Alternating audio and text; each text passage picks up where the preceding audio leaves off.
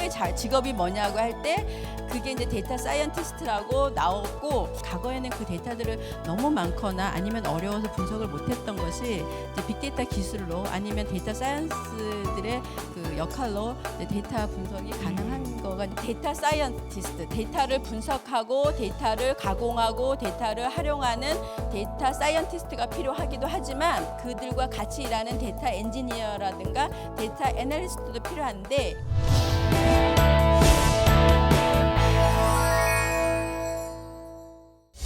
여러분들은 데이터 사이언티스트라는 말 혹시 들어본 적이 있어요?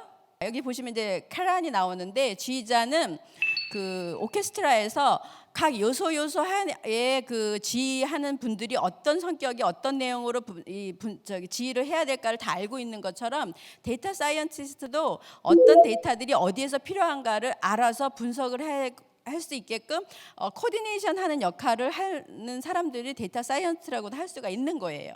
지금 이거는 요번에 나온 지난달에 신문에서 나온 건데, 미국에서 지금 최고의 직업이 뭐냐고 할 때 그게 이제 데이터 사이언티스트라고 나왔고, 실제적으로 데이터 사이언티스트는 되기 위해서는 많은 시간이 걸려요. 예를 들면은 도서관에 가면 책이 어디 있는지 알 수 있처럼 정리를 하잖아요. 그런 것처럼 데이터 사이언티스트가 하는 역할 중에 하나는 뭐냐면 데이터들이 어디에 있어야 되는지를 정리하는 역할이 하나 있고요. 그다음에 그 데이터에 대해서 아까 어떤 내용을 이해해야 되잖아요. 데이터가 숫자로 나오거든요. 그래서 이 숫자가 어떤 의미인지 모르니까 이 숫자가 어떤 의미인지 해석하는 역할도 있고요.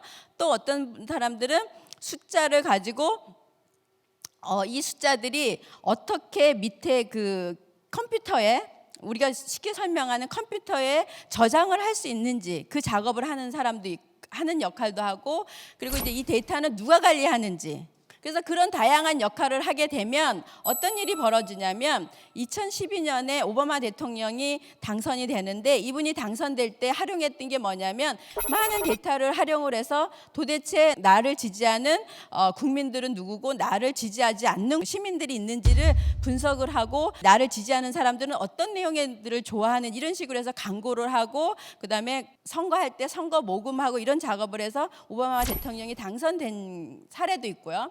그런데 마케팅이 아까 신세계나 그 롯데마트에서 데이터를 활용해서 유동인구들이 어떻게 움직이냐 활용을 하고 하는데, 이 마케팅에서도 홍보에도 많이 활용을 하고 있고, 그다음에 이제 4차 산업혁명이라고 산업혁명이 지금 최근에 새로 일어나고 있어요. 여러분이 살아야 될 시대가 4차 산업혁명 시대인 거죠. 이런 4차 산업혁명 시대가 오면 아까 말씀드린 것처럼 데이터 사이언티스트, 데이터를 분석하고 데이터를 가공하고 데이터를 활용하는 데이터 사이언티스트가 필요하기도 하지만, 데이터 사이언티스트 이외에 데이터 엔지니어도 필요하고 데이터 분석가도 필요해요. 데이터 엔지니어랑 데이터 사이언티스트의 차이는 뭐냐면, 데이터 사이언티스트는 좀 더 어떻게 활용할까? 어떻게 우리 일상생활에 필요한 거를 새로운 모델이나 새로운 상품을, 새로운 시장을 찾아낼까를 고민하는 사람들이 데이터 사이언티스트라면, 데이터 엔지니어들은 어떤 분들이냐면 이 데이터들을 컴퓨터에다가 어떻게 모아두고 어떻게 쌓아둘까, 어떻게 빨리 모을까, 빅데이터와 빠른 데이터들을 어떻게 잡아낼까를 고민하는 데이터 엔지니어도 필요해요. 그리고 또 데이터 이제 애널리스트도 있는데, 데이터 사이언티스트랑은 조금 다른 영역이긴 하지만 이분들은 데이터 엔지니어가 데이터 플랫폼이라고 있어요. 데이터 서버나 이런 컴퓨터에다가 쌓아둔 데이터들을 끄집어서 데이터를 분석을 하고 이 데이터를 가공하고 품질, 아까 말한 것처럼 데이터가 많은 곳에 널려 있기 때문에 당장 기업에서 마케팅이나 어떤 제조 쪽에 활용할 수가 없거든요. 그러면 이 활용할 수 없기 때문에 이거를 가공을 해야 되는데, 이 가공을 하거나 아니면 현업에 적용할 때 데이터 애널리스트가 필요한데, 데이터 사이언티스트는 혼자 일을 하는 게 아니라 많은 일을 하긴 하지만 데이터 엔지니어링이라든가 데이터 애널리스트랑 같이 작업을 하는 거예요.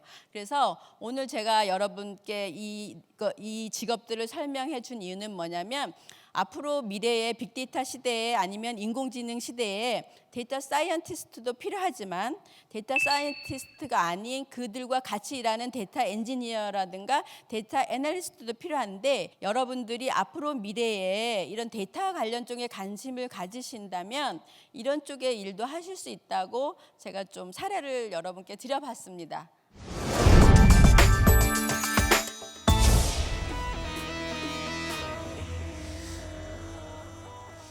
네, 1부에서는 물론 이제 아주 좋은 알찬 내용이었지만 조금 아마 우리 학생들이 느끼기에 좀 딱딱했을 수도 있을 것 같아요. 하지만 지금 이제 두 번째 토크 콘서트에서는 여러분이 궁금하신 거 직접 우리 두 분의 또 전문가분들께 여쭤보실 수가 있으니까 좀 더 편하게 진행을 좀 하면 좋을 것 같습니다. 그리고 이 두 번째 토크 콘서트를 진행할 때 여러분 중에 한 명 저희가 좀 모셨습니다. 제천 디지털고등학교 대표로 좀 모셨는데 본인 소개를 좀 부탁드릴게요. 네, 안녕하세요. 저는 제천 디지털 전자고등학교 정보통신학과 2학년 4반 박상아입니다. 네, 뭐 큰 박수 부탁드리겠습니다. 자, 우리 박상아 학생이 제천 디지털고등학교를 대표해서 이렇게 또 나오셨는데 뭐 강의를 아까 좀 들으셨죠? 어떠셨어요?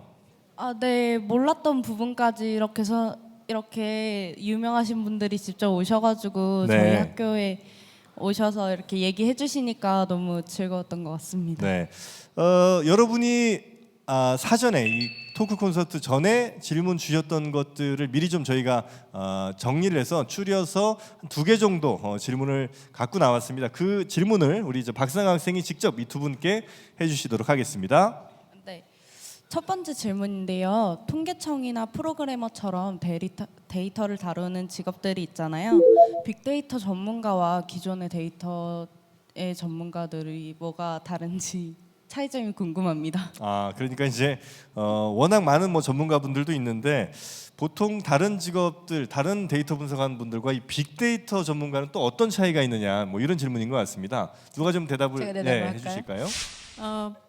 기존에 있던 데이터들은 실질적으로 이제 필요해서 데이터를 모아서 활용할 때에 그거에 필요한 것들을 분석을 했다면 지금은 데이터가 과거에 활용하지 않았던 네. 버리려고 했던 데이터들을 분석을 한다든지 아니면 이제 소셜 시대에 지금 네트워킹에서 지금 여러분들이 쓰시는 이런 데이터들이 많은데 과거에는 그 데이터들을 너무 많거나 아니면 어려워서 분석을 못했던 것이 이제 빅데이터 기술로 아니면 데이터 사이언스들의 그 역할로 이제 데이터 분석이 가능한 거가 이제 빅데이터 분석가 전문가들이 좀 다른 거죠. 네, 그러니까 아마 여러분이 가장 쉽게 생각하실 수 있는 거는 그런 것 같아요. 여러분이 뭐 인스타라든지 혹은 뭐 SNS에 짜증 난다, 혹은 뭐 진짜 짱이다 이렇게 썼던 것들을 이제는 데이터화해서 그렇죠. 그거를 여러분의 생각을 이제 좀 알아낼 수 있는 이런 시대가 좀 됐다. 네. 이렇게 좀 보면 될 것 같고요. 자, 또 다른 질문도 있었죠? 많은 걸 유추할 수 있는 만큼 중요한 데이터라면 악용될 수도 있는 걱정이 되는데요. 빅데이터가 악용된다면 어떤 문제점이 발생할까요? 네, 그러니까 빅데이터의 시대가 이제 열린 것 같은데 그 빅데이터가 악용될 경우에 굉장히 좀 우려되는 부분도 없지 않아 있죠? 네, 그럼요. 빅데이터가 악용될 경우 가장 크게 많이 우려하는 것은 역시 개인정보 유출이 개인정보 있습니다. 사실 이제는 직접적으로 자신이 누구고 자신이 어디에 살며 자신이 어떠한 일을 하는지에 대한 정보를 아주 명시적으로 보여주지 않아도 여러 데이터를 통해서 그걸 유출을 해서 거의 완벽하게 맞출 수도 있거든요. 네. 이렇게 됐었을 때 그러면 이건 개인정보 유출법에 저촉이 되는 건가 아닌 건가 이런 법리적인 것도 아직 우리가 완벽하게 지금 만들지 못했거든요. 네. 그래서 이런 것들은 앞으로 저희가 많이 해결해 나가야 될 부분이죠. 네. 세 번째 질문도 있었는데요. 그 많은 빅데이터를 수집하고 분석하는 건 결국 컴퓨터가 하는 일인데 그 일을 기계가 아닌 전문가가 필요한 이유가 뭘까요? 아까 잠깐 설명을 했던 것 같은데 그 어떤 기기라든가 이런 데이터가 많이 떨어지긴 하지만 숫자화 돼갖고 이게 떨어지기 때문에 이거를 해석해야 될 사람 그리고 데이터들이 깨끗하게 정리가 아직 안 돼 있어요. 그래서 이걸 정리를 해야 되는데 정리하는 것도 어떤 기술이 필요하거든요. 그렇기 때문에 이 기술이 전문가들이 작업을 해야 되는데 이 전문가 아까 말씀드린 것처럼 데이터 사이언티스트들이 이제 하는 거죠. 네. 그러니까 예를 들면 또 이런 부분도 있을 것 같습니다. 우리가 이제 SNS 같은데 글을 올릴 때는 그냥 우리가 평소에 쓰는 말들을 올리게 되잖아요. 그렇게 된다면 진짜 짱이다라는 글을 써서 이게 굉장히 긍정적인 걸 우리가 해석할 수는 있지만 그쵸. 사실은 어떤 사안에 대해서는 정말 부정적인 뜻으로 그렇게 진짜 짱이다라고 썼지만 그렇죠. 그게 네. 긍정적인 건지 부정적인 건지는 사람이 또 판단해야 될 부분이 있는 그렇죠. 거니까 이런 데에서는 아마 데이터 전문가들이 좀 손길이 필요한 그런 부분이 아닌가 하는 생각이 좀 들고요. 자, 현장에서 질문 받은 건데요. 좋은 질문을 두 가지나 해준 아주 착한 학생이 있다고 합니다. 2학년 5반 윤호근 학생. 빅데이터가 지금 일상생활에서 사용이 되고 있는데 완전히 이제 모든 면에서 사용되는 건 아니잖아요.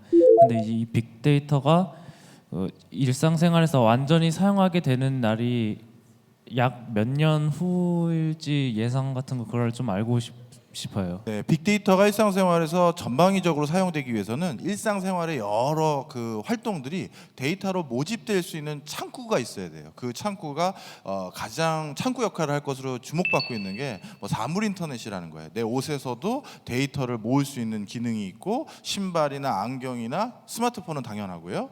바로 이렇게 사물 인터넷이라는 새로운 세계가 열리면 그것이 빅데이터가 일상생활 전반에서 활용될 수 있는 가장 큰 기회를 열 것이다 생각하고 있고요. 많은 전문가들은 이런 세상이 뭐 짧게는 5년 안에 곧 열릴 거다 이렇게 진단하고 있습니다. 예. 자, 그리고 또 한 질문이 2학년 일반 신재령 학생인데 어디 계시죠? 신재령 학생. 우리 신재령 학생의 질문 어떤 거였죠? 데이터 언제 만들어졌어요? 데이터가 언제 만들어졌냐고요? 아, 이건 굉장히 심오한 질문인 것 같은데요. 우리 저 센터장님이 좀 말씀해 주시겠습니까? 아니, 저도 이제 그 유튜브에서 들은 얘기인데 네. 데이터가 그러니까 최초라기보다는 실질적으로 만들어져서 어떤 액션을 취해주고 어떤 문제를 해결할 때가 언제부터였냐면 중세 시대에 영국의 중세 시대에 그 왕이 세금을 매겨야 될 상황이 온 거예요. 네. 그래서 각 집집마다 양이 몇 개가 있고 토지가 몇 개 이것들을 조사하라고 했어요. 근데 그게 영국의 중세 시대까지 넘어간다고 해요. 그때 이제 다 일일이 집집마다 그 집에 어떤 동물 가축이 있고 네네. 몇 명이 살고 이런 것들 다 정리를 해서 왕한테 올렸다고 합니다. 네. 아마 이제 우리 학생 질문은 그런 이제 데이터의 어떤 개념 같은 걸 넓게 보자면 그때 네네. 이제 데이터도 데이터일 수 있겠지만 아마 최근에 이야기하는 좀 전자적인 의미의 데이터 이런 것들을 좀 물어본 것 같기도 한데 그런 데이터는 아무래도 컴퓨터 등장과 함께 좀 생겼다고 봐야 될까요? 어떻습니까? 뭐 사실 그렇습니다. 최근에 이제 사실 가장 큰 그 전자로 처리되는 데이터들은 전쟁 때문인 경우가 많아요. 전쟁이요? 예. 암호를 보내고 암호를 수신받고 한 다음에 그거를 어떤 전기적인 신호로 받은 다음에 해석을 해야 되지 않습니까? 네네. 그래서 사실 전쟁이 데이터를 아주 가공을 하고 전달하는 방식을 가장 급속도로 늘리게 만드는 요인이었다고 하더라고요. 네. 그 여러분도 이제 좀 더 나이가 들어가면서 느끼시겠습니다만 연애도 전쟁입니다. 그래서 남자친구 만나고 여자친구 만나는 게 데이터 전쟁이에요. 그래서 상대방이 뭘 좋아하는지를 그걸 잘 분석을 하고 또 상대방이 어떤 걸 싫어하는지도 잘 파악을 해놓는 것이 나중에 좋은 남자친구 또 좋은 여자친구가 되는 지름길일 것 같습니다. 자, 이제 우리 첫 번째 그 강연에 이어서 두 번째 토크 콘서트도 슬슬 마무리를 해야 될 시간인 것 같은데요. 자, 우리 박상 학생은 오늘 시간이 좀 어땠는지 좀 얘기를 좀 해주시면 좋을 것 같습니다. 네, 처음으로 이렇게 무대에 서는 거라서 많이 떨렸는데 네. 그래도 이렇게 멋있는 분들과 함께할 수 있어서 즐거웠던 것 같습니다. 네. 끝으로 정말 뭐 이 시대 빅데이터가 이만큼 중요하다 혹은 우리 여러분들이 살아가는데 이만큼 필요한 것이 빅데이터다라는 말씀 좀 정리 말씀 주신다면요.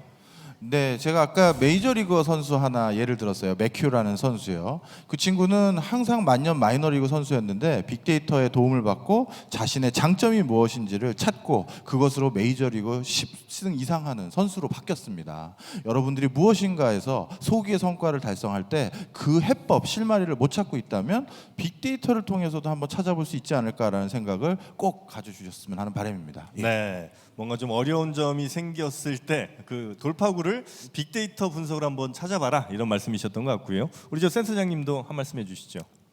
저는 저희 회사에서 지금 고등학생의 인재들도 지금 뽑아서 그렇습니까? 활용하려고 저희가 준비를 하고 있기 때문에 아. 여러분들이 충분히 지금 준비를 하고 제가 아까 말씀드린 것처럼 어떤 내용들이 필요하다는 것들을 잠깐 말씀드렸는데 준비하시면 충분히 저희 회사에 지원하셔도 같이 일할 수 있는 기회가 될 것 같습니다. 네, 여러분 잘 준비하셔서 우리 저 센터장님께 연락하시면 어쩌면 여러분이 또 우리 센터장님 밑에서 일하는 이런 또 시대가 열릴 수도 있겠다는 생각이 듭니다. 네, 이렇게 메이크 더 퓨처 우리 고교생들을 위한 강연 오늘 모든 시간 마치도록 하겠습니다. 고맙습니다.